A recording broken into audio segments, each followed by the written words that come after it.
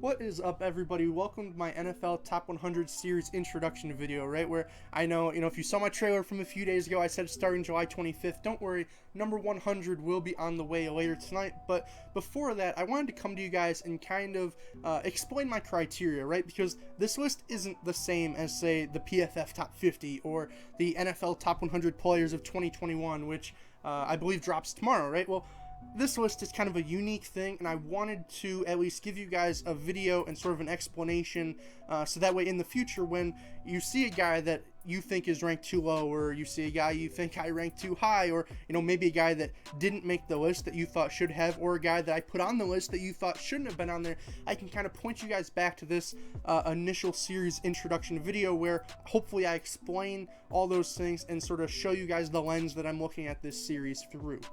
And in that regard, I think it's best to start off by explaining what my list is not, right? So right off the bat, you're going to see it's not merely a 2020 top performers list. All these guys on the screen right here, Robert Tonyan, James Robinson, Romeo Okwara, Darius Williams, those are all examples of guys that likely had top 100 seasons last year or very close to it, right? But they're all guys who kind of just had one breakout season, and I still have some question marks about, right? So those guys, considering this list is taking more into account than just the last 16 games we've seen, they're not going to be on the list, if that makes sense. In a similar light, I'm also not projecting towards the future either, right? Here's four guys, by example: J.K. Dobbins, C.D. Lamb, Jeremy Chin, and Christian Wilkins. These are all guys who I think very well might have elite seasons going forward, right? I think that they very well, by this time next year, they very well all might be considered top 100 players in the league, but as of right now, that's merely projection. That's not based off the data that we've seen to this point, right? And that's what I'm sticking to. I'm sticking to what we've seen over these last few years, and in that regard, who I think are currently the best players, not necessarily who I think will have the best seasons or who will be the best players eventually, if that makes any sense. But with that being said, even though I am going off of, as I said, the last couple of years, that doesn't mean this is a career achievement award either. I'm not just saying, oh, these guys were once top, 25, top 50 players, therefore they're still on the list, right? No, obviously everybody has a window known as their prime, right? And just by example, we have 18 combined Pro Bowls on the screen right here, and none of these guys are going to be on the list, right? Big Ben, Ndamukong Suh, Andrew Whitworth, Malcolm Jenkins, and it's no slight to those guys. They're still very good players, but I just don't think that they're quite still at that caliber to where they're deserving of the top 100 spot. It's also not going to be a list that incorporates positional value, right? And that's something that's important because, I'm not saying, oh, in a redraft of the league, who goes first, who goes 30th, who goes 100th, right? Not saying that at all. We're not making big boards here and, comparing, oh, what guy is more valuable to their team.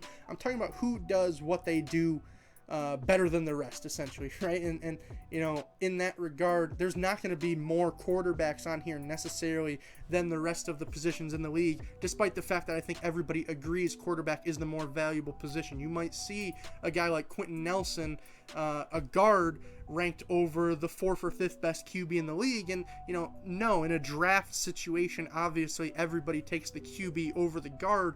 But, relative to what those guys can do compared to their peers, I think the guard is more impressive, therefore he'll be ranked higher, if that makes sense. And lastly, it's also not a popularity contest, and I shouldn't have to say that, but I feel like I do, because I don't care about your personal feelings towards these players in terms of, oh, I hate Michael Thomas, or oh, Jamal Adams is a bad guy on Twitter, right? Jalen Ramsey, he talks a lot of trash, or, Lamar Jackson, quote unquote, he should be a wide receiver. I don't really care about those sort of social media narratives. I don't care about how many jerseys you sell or how many followers you have. For me, this is a list based on football talent, and therefore I'm awarding who I believe are the most talented. And in that regard, all these guys are going to be on the list, right? And, that might be to some people's dismay, but, watch the videos and I think you'll see that their talent speaks for itself, right?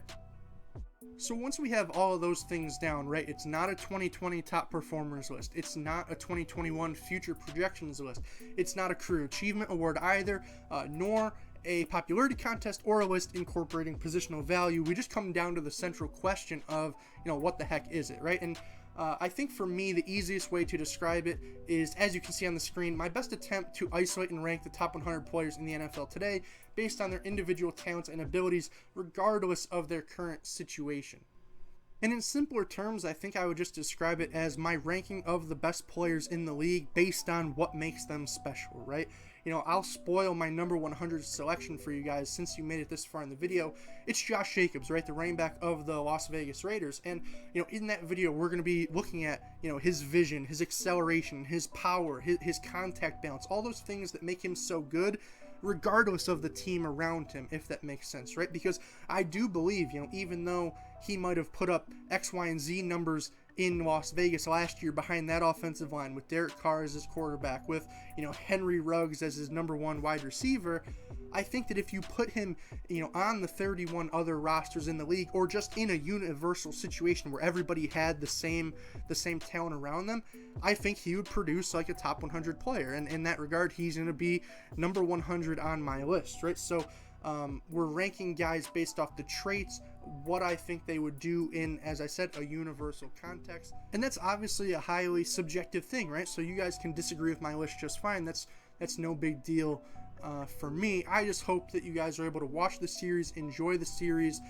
for what it is, and see who I think are the 100 most talented guys in the league, right? Because again, we're not just going by stats like some other list might be. You know, one example, and this is kind of a tangent, one example of this that I'm trying to weed out just by example from just this past year really is, say a guy like Corey Littleton, right? He was all over PFF's list, and I want to say he was on the NFL top 100 list because, you know, his last 2 years in Los Angeles, he had, just by example, 125 tackles, 4 sacks, 3 INTs in 2018, 134 tackles, 3.5 sacks, and 2 interceptions in 2019. Well, for me at least, I put on the film, and, you know, those stats sound great, but I put on the film and I realized that, oh wow, so many of those are, you know, kind of just empty tackles because Aaron Donald's eating a double team at the line of scrimmage. Or, you know, some of those INTs are because Leonard Floyd just had a beautiful pressure that made the quarterback get rid of the ball fast, right?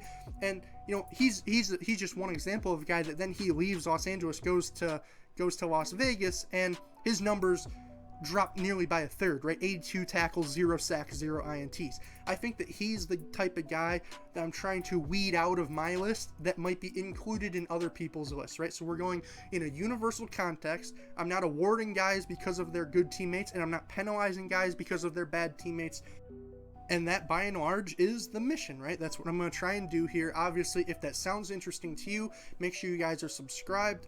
You know, the videos are going to be a lot shorter than last year. I'm excited to announce that, you know, instead of filming with PowerPoint and on Zoom like it was last year, all these videos are going to be done a little bit differently, right? I think they're going to be higher quality. I'm using an editing software.